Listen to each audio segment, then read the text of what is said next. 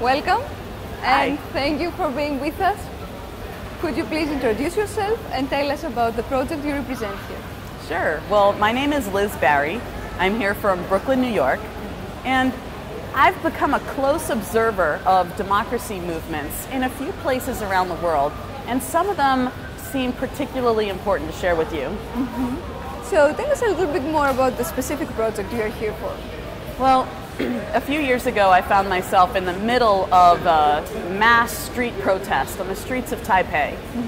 And I noticed that it wasn't a demonstration in the sense of a lot of people yelling. It was actually very quiet and very organized. What thousands of people were doing in the street were demonstrating how to do democracy better than their own government was doing.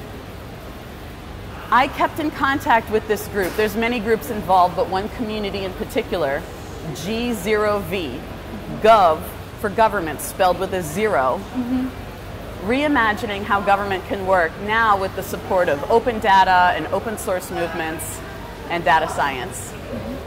This feels to me like an intriguing interweave of a social and a technological aspect. And it was quite magical that you saw it evolve and in practice. What I saw people caring for was their own democracy, and they were clearly carrying this care forward from their parents' generation as well. So we're talking about generations of people trained in good facilitation among people, and with that mentality, they're introducing some very interesting technology. They're actually using mixed reality and augmented reality to enable more people to thoughtfully, rationally deliberate and reach what an activist who's now become Taiwan's digital minister, Audrey Tang, what she calls coherent blended volition. Wow. To us, this really feels sort of like another reality. May I ask some more about your background and how come to be interested in this kind of project? Well, for many years I've been interested in how humans work together humanely at scale. And I normally work on that from the environmental perspective. I helped start and I'm an active member of a community called the Public Laboratory for Open Technology and Science. And we engage people from many types of expertise to work together with people facing pollution in their own backyards. These complex problems need information and resources from so many different angles to approach.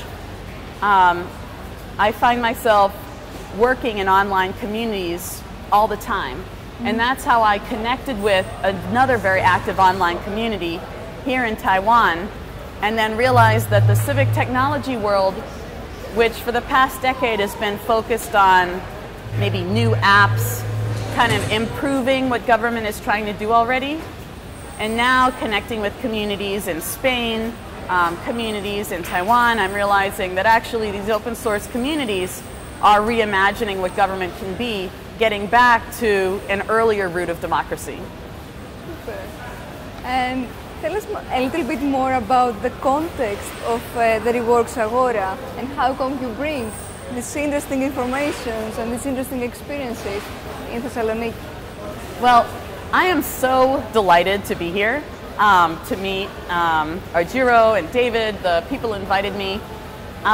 We have had already a rich conversation in helping develop this presentation about urban design and the culture of participating in city life, and in fact a culture that includes shaping your city as part of being a resident. And you know, the past 50 years has had so many exciting developments in participatory mapping, in stakeholder engagement, in creative street-side projects to raise people's awareness and send better signals to government about what people want. I'm happy to be at Reworks Agora to bring together some of the real innovations in democratic participation technology with the creative culture that urban designers have developed. I'm excited about the future of our cities. And we are excited too, both for what we hear and to have you with us. Thank you so much. Great, thanks.